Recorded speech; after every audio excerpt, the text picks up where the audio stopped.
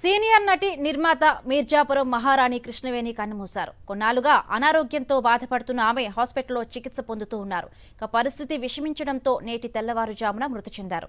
Krishnaveni 1924 December 24న Krishna జిల్లా పంగిడిగూడెంలో doctor Erramsetti Lakshmanarao Nagarajamma దంపతులకు జన్మించారు.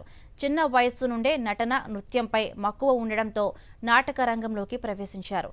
ఆమె నటనను చూసిన దర్శకుడు సి పుల్లయ్య 1936లో సతీ అనసూయ చిత్రం ద్వారా వెండితెరకు పరిచయం చేశారు.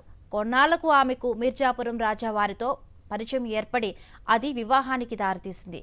వీరికి అనురాధ, రాజ్యలక్ష్మి అనే 2 కుమార్తెలు ఉన్నారు. సినీ నటి, నిర్మాత, నేపథ్య గాయని కృష్ణవేణి మృతిపై వైఎస్ జగన్ సంతాపం తెలియజేశారు. కృష్ణవేణి బహుముఖ ప్రజ్ఞాశాలి అని, నటిగా తనదైన ముద్ర వేసిన కృష్ణవేణి మృతి సినీ రంగానికి తీరని లోటని అన్నారు. అనేక గొప్ప చిత్రాలు తీసి నిండు నూరేళ్లు సంపూర్ణంగా జీవించి పరమపదించిన ఆమె పవిత్ర ఆత్మకు శాంతి చేకూరాలని ప్రార్థిస్తున్నట్లుగా తెలిపారు.